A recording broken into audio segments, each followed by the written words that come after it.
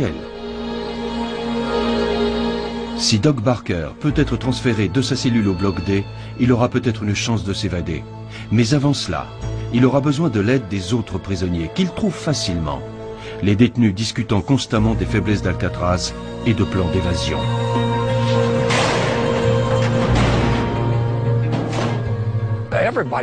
Tout le monde y pensait ici. Je m'asseyais souvent sur les marches de la cour pour regarder la baie juste en face. Ils se donnaient des tuyaux. Ils discutaient de ceux qui allaient s'évader, des façons de s'évader et de ce qu'il fallait faire pour améliorer leur plan. Je dirais qu'il y avait constamment entre 50 et 80 prisonniers sur les 200 qui cherchaient un moyen de s'évader d'Alcatraz. Les détenus Rufus McKay, Henry Young, Dale Stemfield et William Martin décident de se joindre à Doc Barker. Ces 5 hommes se mettent volontairement à causer des problèmes en se battant ou en faisant de la contrebande. Tous se retrouvent dans le bloc D. Les plans de Doc Barker prennent rapidement forme. Ils comptent scier les barreaux des fenêtres du bloc D pour sortir de la prison. Une fois à l'extérieur, ils courront vers l'eau et rejoindront la côte sur un radeau. Malgré la difficulté de l'opération, et même si ça leur coûte la vie, Doc Barker et son équipe sont décidés à s'évader. Le premier défi consiste à faire entrer des outils dans le bloc D. Il y a des scies à métaux dans l'atelier de la prison, mais un détecteur de métaux situé à l'entrée de l'établissement arrête quiconque tente de voler ou de faire de la contrebande. Doc Barker découvre une faille. Les détecteurs de métaux installés récemment dans les pénitenciers ne sont pas fiables à 100%. D'autres prisonniers font entrer des scies à métaux provenant de l'atelier en les cachant sous leurs vêtements. Disposant désormais des scies, Barker et son équipe se mettent au travail. Ils doivent d'abord scier les barreaux de leur propre cellule. Ils le font la nuit et cachent les marques avec de la peinture noire. Après quelques jours de travail, les barreaux sont sciés. Les détenus ont scié les barreaux juste en dessous de la jointure et ils les ont tout simplement pliés comme des bâtons de réglisse. Après ça, ils pouvaient sortir et remettre les barreaux en place pour éviter d'être repérés. La prochaine étape consiste à franchir les fenêtres de la prison. Mais celles-ci sont protégées par de lourds barreaux résistants au sciage. Les scies à métaux sont inutiles.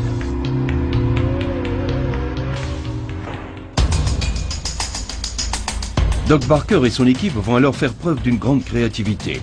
Ils vont utiliser un écarteur de 7 cm de long qui se présente sous la forme d'un boulon fileté à l'intérieur d'un tube en métal. En l'espace de quelques jours, pendant que les autres prisonniers attirent l'attention des gardiens, ils utilisent l'écarteur pour casser les barreaux. D'un mouvement brusque, ils parviennent à dévisser l'écarteur et à écarter les barreaux de 7 à 14 cm. On mettait l'écarteur en place pour déformer le barreau au maximum.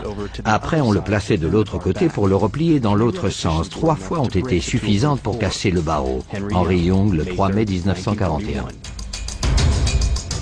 Mais reste le problème des gardiens. À Alcatraz, ils sont 3 pour un prisonnier. 4 fois plus que toutes les autres prisons du pays. Près de 100 gardiens au total. À l'intérieur de la prison, ils font l'appel toutes les 2 heures. À l'extérieur, 6 tours de garde surplombent l'île.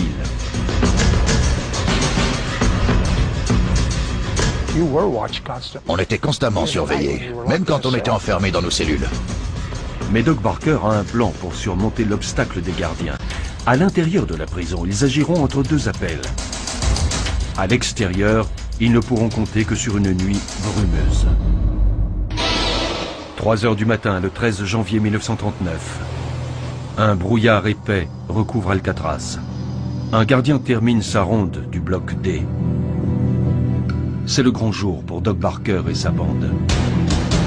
Ils écartent les barreaux de leur cellule, puis passent entre les barreaux prédécoupés des fenêtres.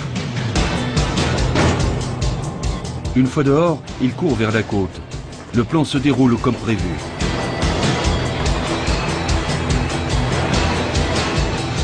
Les hommes se mettent en sous-vêtements et utilisent leurs vêtements pour faire un radeau. Soudain, les projecteurs s'allument et les sirènes de la prison se déclenchent. Ils ont été repérés.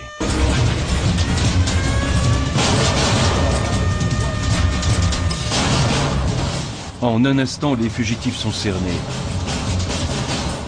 Les gardiens leur crient de ne plus bouger, mais Doc Barker est trop près de la liberté. Lorsqu'il se met à courir, les coups de feu retentissent. Et une balle le touche à la tête. Les autres prisonniers se rendent. Cette nuit-là, à l'hôpital de la prison, Doc Barker rend son dernier soupir. Ils n'ont pas quitté l'île, mais ils sont sortis de leur cellule et de la prison. C'était la première fois que ça se reproduisait. Doc Barker a vaincu Alcatraz. Il a réussi à s'évader du bloc D et à franchir les barreaux d'acier des fenêtres de la prison. Il a même réussi à tromper les gardiens. Mais Alcatraz a survécu au test grâce à la vigilance des gardiens pendant l'appel. Pourtant, l'évasion manquée de Doc Barker prouve que les barreaux du bloc D sont défaillants. Et les autorités décident de prendre des mesures. Le bloc D est entièrement refait. Les barreaux plats sont remplacés par de solides barreaux résistants à la scie. Le sol est désormais fait de plaques d'acier de 5 mm d'épaisseur, transformant les cellules en froides boîtes d'acier.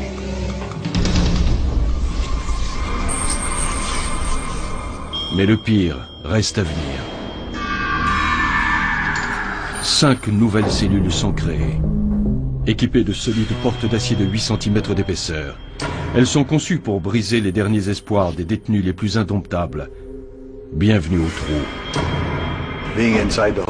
Dans le trou, c'est un désespoir total, une angoisse mentale. Il y a des moments où vous avez envie de vous taper la tête contre les murs.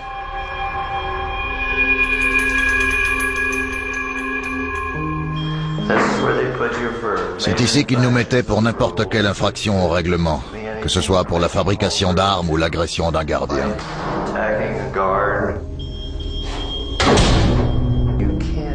Vous n'entendez rien, vous ne voyez rien, vous êtes complètement seul. Il faut faire un vrai travail mental pour ne pas perdre la tête. Les prisonniers qui enfreignent le règlement doivent faire un véritable travail sur eux-mêmes pour ne pas devenir fous.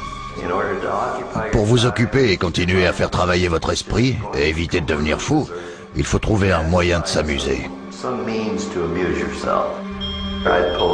Moi, je défaisais un bouton de mon uniforme, je le lançais, je fermais les yeux, je faisais des tours sur moi-même, je me mettais à 4 pattes et je cherchais mon bouton.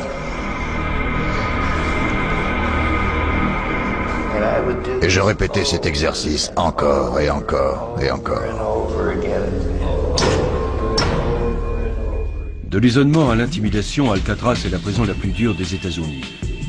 Pourtant, en 1946, un autre prisonnier va tenter de prouver qu'il est le plus fort.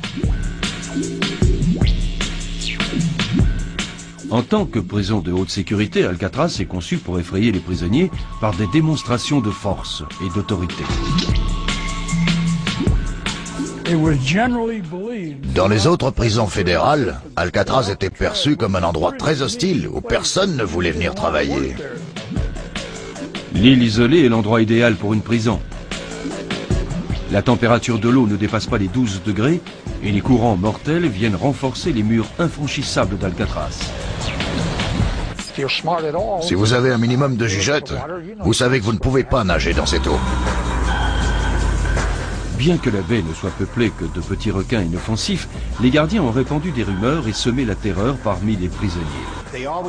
Des rumeurs circulaient entre les gardiens et les prisonniers. On disait qu'il y avait des requins autour d'Alcatraz et que si vous vous éloigniez de la prison, vous seriez dévoré par les requins. On y croyait, j'y croyais, tout le monde y croyait.